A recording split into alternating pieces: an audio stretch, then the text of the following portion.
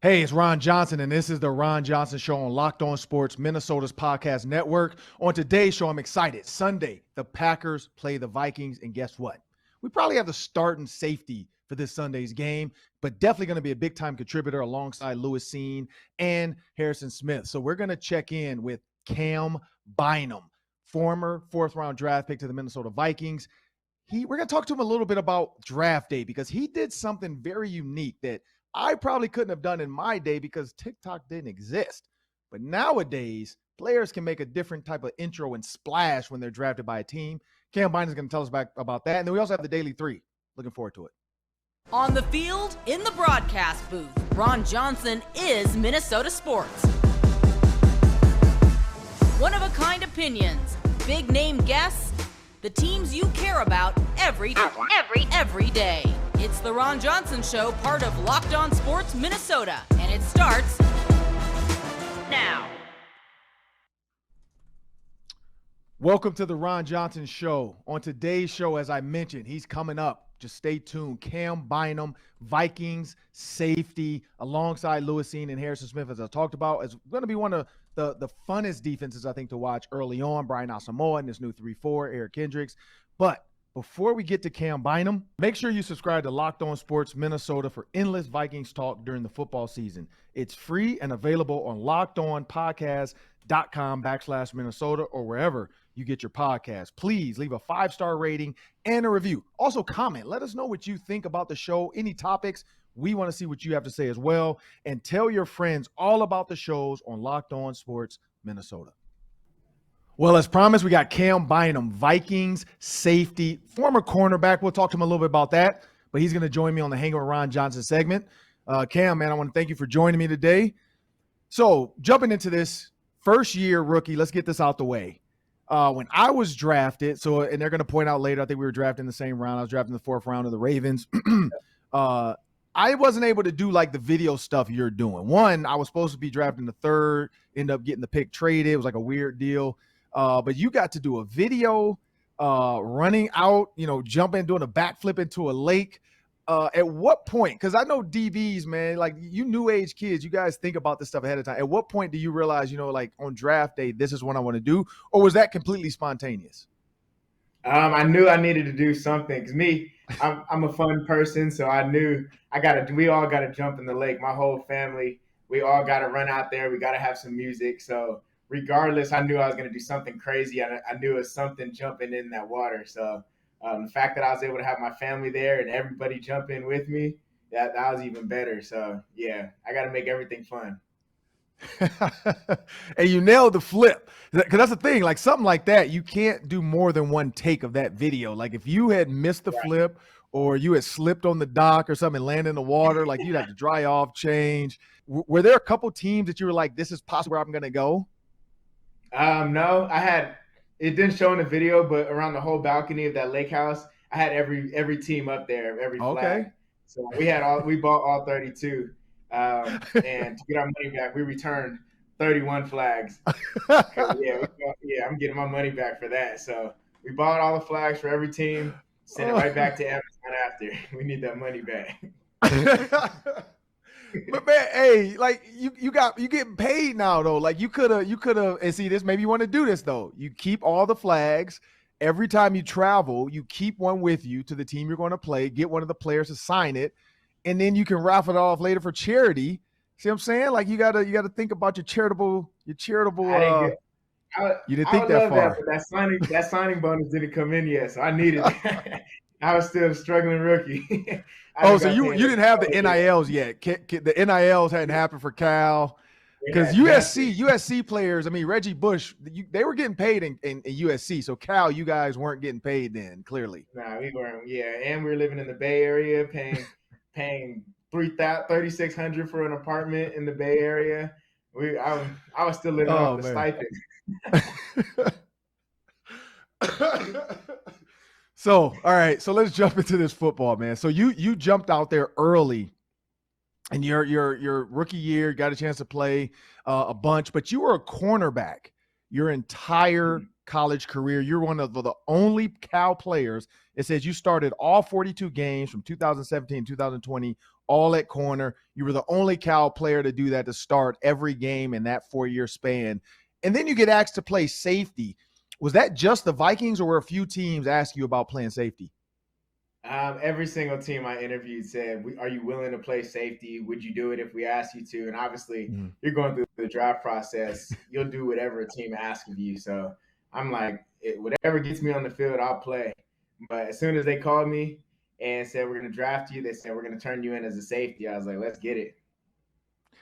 But you play corner. So my question now, and so looking at Ed Donatel's defense, and I have a little insight to it. I know Darrell Reed, Peyton Manning, guys that played for him in Denver.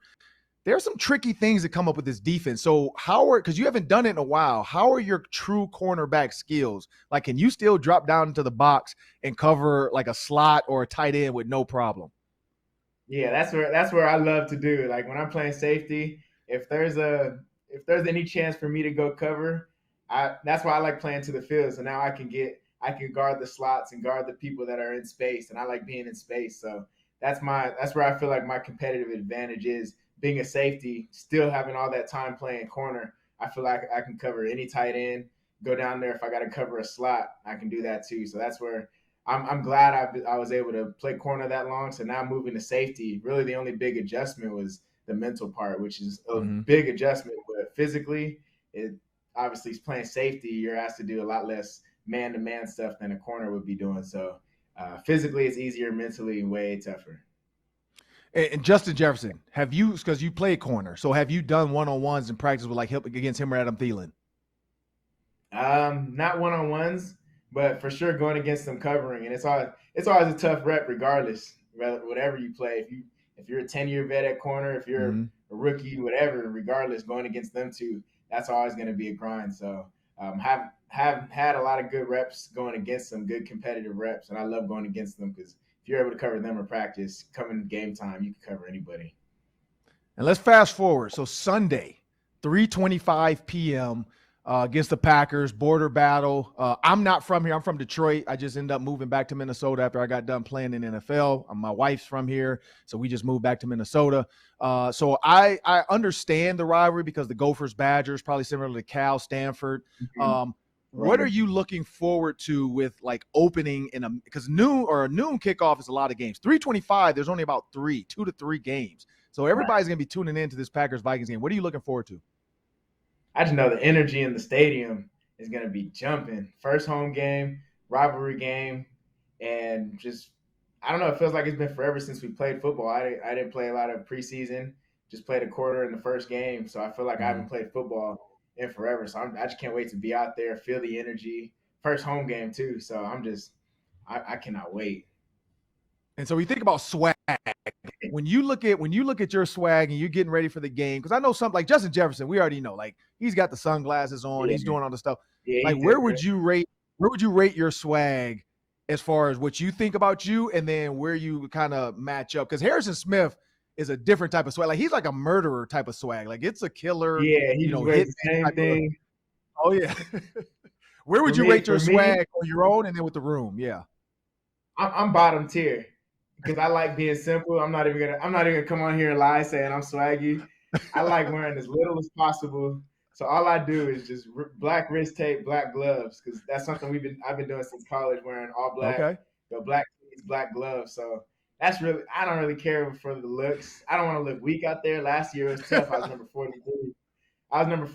So I was like, I can't even try and swag out this number. But now I got number 24, so I'm like, okay, look here, I gotta at least put a towel on this year. I'll have a towel, but I'm gonna still rock the same wrist tape, same black gloves. I'm glad you said that, because numbers, like I was trying to explain that to people, because we talked about, Cam Dantzler getting number 3 back. We talked about Dalvin Cook getting number 4 back. I had Adam Thielen on the podcast earlier in the year, and same thing. He talked about his because I've been here since I've been working for the Vikings since he was a rookie. So I remember when Adam came in, his swag was trash when he first got here, and now all of a sudden, now he's doing the gritty, and so he swaggied it up a little bit. But I'm glad you point out the number. Like, why was number 24 important for you to try to get back? One, I've been wearing it all my life. Back in youth football, I got that number the same year Kobe ended up changing his number, and I grew up in Southern California, so Kobe's been my favorite athlete forever. So from a young age, I started wearing number 24, and wore it through high school, through college, and got to the NFL, and they said, "Here's your options: 43, number 49, or 37." I said, "Give me 43." I was like, "All right." I was like, I'll go through the mud my rookie year. Then the number ended up freeing up this year, so I text our guy, our equipment dude, and he said, "All right, if no rookie draft guide needs it, then I guess you could take it." And I was like, "Bet." And thankfully, uh, nobody took it, so it was freed up. So I was like, "Yes." That's like that was probably like the most you probably entangled. Like getting drafted was a tough one, but I bet waiting for Dennis Ryan to respond to let you know that, or Adam, because Adam was my equipment guy with the Gophers, so he's been around for a while. Okay. But Right. like I wonder, like I know that was a little bit too, like, oh man, I hope nobody gets drafted at 124, because I mean it's something to the number. Like people don't understand how Yeah. important like getting your number is. Right. I was surprised nobody took it. That means more It's plays actually in. So I'm pretty excited. good. I'm excited about that. So when Yes, you sir. when you look at yourself, you know, in this Packer game, because you know manifestation is huge. We know that. PJ Fleck with the Gophers head coach, him and Sean McVay talk about meditating and manifesting and really just, you know, mental health awareness. You know, taking to yourself, getting your time. When you sit to yourself, because you got to go through. I mean, I've been through it. So you got the grueling Wednesday, you got the grueling Thursday. You got an easier Friday, and then you got the simple Saturday with maybe a meal here and there. But you know, you guys, I don't know if you guys still have to go to the Hilton, or do you get to stay home? We go to the hotel right across from the facility. Okay. Oh wow, you got the Omni now, so Yeah. y'all are big time. Yeah, So we're you right know there. you got So it's nice and close. you got the Omni Hotel. But as you're sitting in your room, you know, whether it's Call of Duty, whatever it is, like what do you do to mentally like see yourself making plays on Sunday? I prepare and watch a crazy amount of tape. So for me, I draw up routes. I have a whiteboard, so I just literally go through everything possibly I can get, Mm-hmm. and I narrow it down to be like, okay, if I see this in this coverage, this has to be my play, and this has to be my play. So I try not to overcomplicate and watch too much, where you're kind of and you anticipate, but you don't. I don't want to be out there guessing. Okay, I saw this on film, so I'm gonna guess and hope I get it. I get to a point where I can expect certain things and certain coverages, and if they end up running it, that has to be the play I make. And again, jumping the route. My dad played corner. He played a little bit of safety too, but he's mainly a corner. Back with, you know, Mel Blount, Donnie Shell, Tony Dungy, Rocky Blyer, like Mike Wagner. You know, the steel curtain with the Steelers. And so when you think about, I mean, he always talked to me about that. Don't give it away too much as a receiver. Blah blah. He would help me through a lot of that. When you think about Harrison Smith, though, because Anthony Harris told us this. Lewis Seen came on early in the year. He brought it up too. Harrison Smith takes a lot of chances sometimes. And as a safety, you just have to back him up and like he's gonna go. Right. What have you learned from Exactly. him on that? Like shooting your gun sometimes when maybe you might be wrong, but just like, hey, if I'm right, it's gonna be a big play. What have you learned from him on One that? thing, one thing he taught me is just watch the quarterback. Quarterback's going to take you where the ball is going to be, because he's the only guy in the stadium that knows where the ball is going to end up, because he's obviously the one throwing it. So everything he does, it might look like he's freelancing, which I mean maybe sometimes, but he's playing safety and he's in a zone. He's literally reading the quarterback, and the quarterback's taking him to the ball. So I like how he simplifies things, and he really changed my mindset of like, it's like once you clear your read, just stare at the quarterback. And as a safety, obviously me as formerly a corner, that's something I had to get train myself to stop looking at my man so heavily, because when you're playing corner, you're in man coverage. Your main priority is to stare at your guy and don't lose him. So me, I had to shift my focus to be, okay, what's my job? Okay, now get to the quarterback so I can make a play. Because there's times where you don't have a man technically as a safety, but one thing Harry taught me is as soon as you're good, you can go and find that ball. We got Viking safety Cam Bynum on the Ron Johnson show. A couple quick ones before we get to the Daily Three. When you think about college football, I'm taking you back to your college football days. Cal was in the Pac-12 or is in the Pac-12. You look at Oregon, you look at Stanford. Now teams are trying to come to the Big Ten. like personally, when you see your conference possibly either dissolving or trying to find a way to stay afloat, if all these teams want to come to the Big Ten, what do you think about that as of late? Because now Stanford's talking about doing it as well. You're going to lose USC, UCLA. What are your thoughts about that?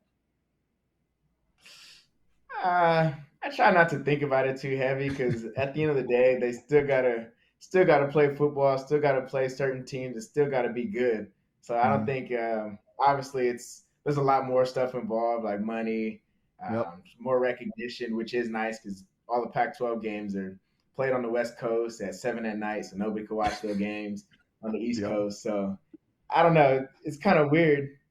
I don't know. I can't really give my opinion on it because there's a lot more to it than just wanting to play better teams. But at the end of the day, you're either gonna beat these teams or you're gonna lose. So if you're not balling in the Pac-12, I don't see why people try and move to a bigger conference. Like when you're conference first, then try and move up to the quote unquote bigger and better conferences. And Cal has some iconic moments. I mean, you got the Stanford game, you got the Deshaun Jackson plays, but the one that sticks out to me, I don't know why, but Marshawn Lynch borrowing the cart and goes riding around the field. When you saw that, because now you were there, I'm pretty sure coaches showed it at some point. What was the talk about, like Marshawn Lynch? Like, how is he seen around that campus? Oh, he's a legend over there. I remember my freshman year, we had a game in Australia. And so we were practicing out there. We did 10 days in Australia. And this dude, Marshawn, came up to practice in pads and practiced against us. And when I tell you, he came out there on the scout team and started running dudes over. Like, it was bad. So everything he does is just hilarious. So, yeah, he's a legend out there. He always just pulls up random times, comes to our walkthroughs. Like, there's certain times when he would just randomly pull up out of nowhere, practice with us, or come to our walkthrough just watching, or pull up and park his Rolls Royce in the middle of the street and go get a steak at a restaurant. Like Marshawn is always Marshawn. That's the funniest thing. Oh man. All right, so last one. We're gonna jump into the daily three after this last one. But when you wake up Monday morning after the Vikings-Packers game, for you to have had a good game, what do you think, or what did you want to have happened? First and foremost, a win. Then us as a secondary, no explosive plays. Obviously, give them no touchdowns. I have a high standard for us. So most importantly, you got to win. You can't be satisfied. I don't care how good of a game we have as a secondary. If we're giving up plays and we don't win, if we get a bunch of picks but don't win, we didn't do enough. So winning first and foremost, and then just have a clean game overall, then the plays will come. Well, that's Cam Bynum hanging out with Ron Johnson. Up next, me, Cam, and Sam. Cam and Sam, that rhymes. I like that, cat in the hat. We're going to do the daily three. That's 3 questions, 3 minutes each. Take it away, Sam. And before we get to the daily three, let me tell you about Built Bar and the Built Bar Puffs. If you're not eating the Built Bar Puffs, what are you doing? You're depriving yourself. You got to get a hold of these things, these delicious, indulgent cookie dough chunk puffs. They're unbelievable with their light, chewy texture, real cookie dough chunks covered in 100% real chocolate, all the joys of eating cookie dough, but 15 grams of protein and only 160 calories. They are made with collagen protein. Your body absorbs it more efficiently, provides a ton of health benefits, so it tastes good and it's good for you. What a combination. You're going to love them, the cookie dough chunk puffs, and you can get them at Built.com with the promo code LOCKEDON15 and get 15% off your order. So buy a bunch of them. Use promo code LOCKEDON15. All right, 3 fun questions, and I love this because this is airing on September 8th. 20 years ago today, Ron Johnson, you had your first NFL touchdown. So in these 3 minutes, Ron, I want you to reflect on your first NFL touchdown because of this big anniversary. You can go first, Ron, and then Cam, I want you to think back to last year, your first NFL interception. Take me through the day. Take me through the play, what you saw, what you remember about that moment. We'll start with Ron about his first touchdown. Oh, yeah. I mean, I didn't remember that until you guys told me earlier. But, yeah, it was against the Panthers. It was the first game of the season, my rookie year. Play wasn't supposed to go to me. Travis Taylor was probably going to run that route, but he got hurt the play before on the deep ball, fell on his shoulder. So then we had to switch because he said his shoulder hurt. So when we're coming down, like no huddle, he doesn't want it because he's like, my shoulder, like he felt like his shoulder was out.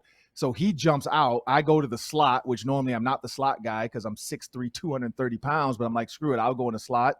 And it's a slant and go. And safety bit, quarterback threw it to the back of the end zone. But I learned my first lesson of they challenged it because they didn't think I got my feet down.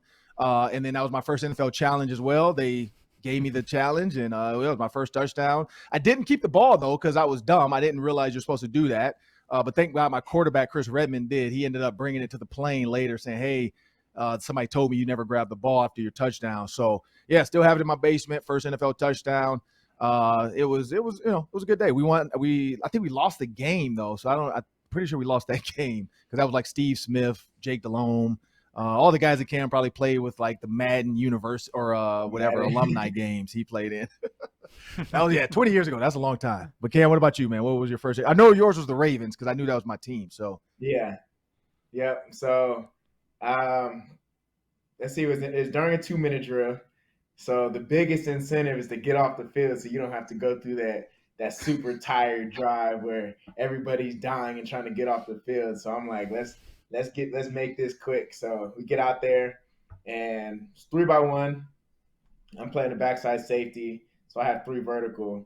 And I remember during that week in practice, we had that on the scout cards a bunch of times. And there's times I give it up. Sometimes I get there too early and to where it exposed my corner. So I during the whole week, I had to find that gray area of take the quarterback off the corner to make it easier on the corner so he's not just over there one-on-one. But I also have to get to my responsibility. And because I was playing free safety that game, and normally I'd practice all season playing strong safety, so I'd be to the field. But in that game, I was in the boundary because Harry, he was obviously had COVID that game, and we found out he tested positive that morning. So I just had to go out there and just play ball. So I remember me getting that play all through practice that week, and for the little reps I got. So I saw it. I was like, oh, this is it. And just ran over there for my life. It felt slow motion. He ended up throwing it to number 3, trying to split the middle of the field because we were in split safety defense, and I could make a play. So funny, you probably can't see it, but I'll talk about this later. I'll have Sam post it. But I actually tweeted that. So I do the post game for K-Fan, and so I actually looked it up because as you were talking, I read the tweet. You literally did exactly what Harrison Smith told you to do, which is you read Lamar. That was my tweet. I said, I don't know how he saw it. I said he read Jackson's eyes and broke on the ball because every route was going the other way, and you went opposite everybody else. And so you just broke. You must have saw Lamar Jackson look that way. Yeah. So there it goes. Harrison Smith got your first interception. Exactly. That's awesome. I love that. Another thing that you two share is that you're both 4th-round picks. And I know we talked about the big moment earlier, Cam, where you got drafted, but I'm curious, and Ron, you can go first again. What was it like that Friday night, kind of sitting, wondering where you're going to get picked, who's going to pick you? Is that a long Friday night? Is that a difficult wait to get to that 3rd day of the draft? For me, I was the 9th or 8th overall receiver in that draft. So I could have been 1st round, 2nd round, 3rd. It was nobody, but that year we only took 2 receivers in the 1st round, which was rare. We had so many defense. Like that was the year where 2 guys from the same team went 1 and 2, Julius Peppers, I think, and then Ryan Sims, like top 5 as well. So 2 guys from the same team in the top 5 at North Carolina. We had a bunch of quarterbacks, Joey Harrington and, Randall, all those guys. So I ended up dropping to the 3rd. And then, of course, the Browns traded that pick to the Ravens, which they ended up getting me and a punter. It was a long day because originally I'd been sitting there waiting for the at least 2nd, 3rd round. And then, day 2 came and it was round 4, which I was glad, though, because going to the Ravens, they had no other receivers. So, it was nerve-wracking. I remember sitting in my room at home, and I didn't want to have a party. I didn't do all that because I was so nervous. I don't know why, but I just was. So, it was nerve-wracking. Yeah, for me, let's see, throughout the whole process, one thing I told my agent, told my coaches from college, I told them, I don't want to hear where I'm projected. Don't tell, if you get anything from coaches or whatever, don't tell me what round I'm going in because I know a lot of people Like, oh, I'm about to go first round, I'm about to go second round, then they go third round, and they're all disappointed. So Yep. for me, I told them, don't tell me anything. I'm happy wherever, and I know I'm gonna do the best I can to play as well as I can once I get there and make the team. And I'm in control of my own destiny with that. So for me, I was happy regardless. So first round day of my life, second round day, second and third round, I was having the time of my life still. Day 3 came, got drafted, and still had the time of my life. So that was some of the funnest 3 days I've had. All my family at a lake house, a bunch of my friends, old teammates. Yeah, we all went up there, and nobody had any expectations where I'd get drafted because we knew regardless of where I go, I'm gonna be thankful, be grateful for it. So yeah, regardless. Who And called I you, went. Cam? Was it Rick or was it somebody else? Yeah, it was good. It was Rick. Yeah, see, I should send you back in time 20 years ago and then talk to my younger self and say, hey, don't stress out. Like put you in a time capsule. Like I don't know if you ever seen Back to the Future. You might be too young for those movies, but Back to the Future, they used to always do that. They would send somebody back in the DeLorean and then he'd try to go explain something to somebody, help them out for their future. If you need a movie to watch, just watch Back to the Future. If you haven't seen it yet, check them out. I've seen it, but I watched it when I was real young. So it's been a while. I don't remember. It's such an old movie that the scenes in the future are like Are now. 2015. Yeah, like Right, we're already yeah. past the future That's scenes. bad. There's like flying cars and stuff. All right, last one, and then we'll get out of here. We do have I'm hoverboards though. curious- They had the hoverboards. Ours just are Yeah. on wheels, but that was the thing. Like, so they we're kind not of far and off. the Nike shoes that lace themselves up. Michael J. Fox Oh, they eventually did. Nike made yeah. That was in the movie They back did. then though. It was lace yourself up shoes, and it became a thing now. So, hey, we're there. We're so And they called the old. Cubs winning the World Series too. They got a lot right. They did. They Um, did get that one right. Last one, Ron and Cam. Who is someone that took you under your wing as a rookie? So Ron, again, we'll start with you. 2002 in Baltimore. Who is that person that you leaned on? So this is a weird one. He wasn't an offensive guy. Ray Lewis actually, because his locker was me, Ed Reed, and Ray Lewis, and so Ray would talk to me and Ed all the time about being a veteran, not just being a pro, but being a veteran, like being a vet, like how even though we're rookies, like this how you act, this is what you show up to. Be careful of these type of parties, and then literally, like I got there the year after he was allegedly, his friend had murdered somebody allegedly, so. He was a different guy. Like he was always watching his back. He was trying to help us out with that stuff, being careful about girl. I mean, I got some stories I can't tell on camera. But it's a lot of stuff he told us. So I'd say Ray Lewis was one, and then Brandon Stokely. So Brandon Stokely was the older receiver when I was there. Him and Todd Heap, because I kind of play receiver, tight end. Those two as well, which was actually very impactful because Todd Heap was a Mormon, so kind of learning the ins and outs of his life, and then kind of looking being a Christian and a Mormon, like hanging out. It was a lot of fun, like on those plane rides, the buses for those 3 years with those guys. So yeah, no, it was a ton of fun. But those are the guys. I see Ray Lewis, Todd Heap, and Brandon Stokely were kind of three that kind of I gravitated to. Okay, for me, from a distance, kind of. It was more from a distance. Harry, he was a huge help to me. Obviously, I went out of my way, and he obviously welcomed it for me to ask as many questions as possible. But even more than that, more than me asking a bunch of questions, I would just observe the way he practiced. Him and Pat Pete also, and even Xavier Woods from last year. Just the way they practiced and went about everything. I treated that as them taking me under my wing or under their wing, just because of the way that they operated on a daily. So even without them like coming up to me, telling me do this, and do that, just me being able to watch them, see them set that example, that was more impactful than anything for me. So that was a big part of my development, and just especially me asking a bunch of questions when I was new at playing safety. Those are guys I had to lean on to be like, okay, what'd you see here? Why'd you do that? And even my coaches, I used to bug my coach, my DB coach last year, send him videos every single day. What I do wrong here? What did he do here? I was probably annoying, but he's like, let me know if you need anything. So I was sending a video every day, drawing something up on the board, send him a picture of it. What would I do here? So I'd say, yeah, just my whole DB room last year, everybody's because I was the only rookie DB.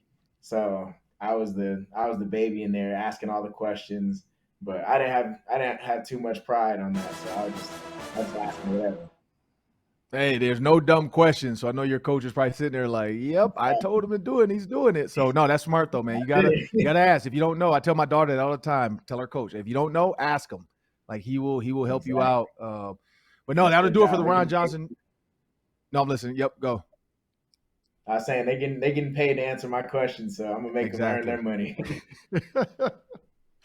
Well, that'll do it for today's show. That's Cam Bynum. I'm Ron Johnson. Sam Extra, my producer. I want to thank him. Matt DeBritz working the keys back there. This is the Locked On Sports Minnesota Podcast Network. This is the Ron Johnson Show. I'm Ron Johnson. Please like, comment, let us know. What do you guys think about Cam's celebration? Is he going to be the next great safety in Vikings history? And Vikings-Packers game. What do you think it's going to take for the Vikings to win? Please comment below and have a great day.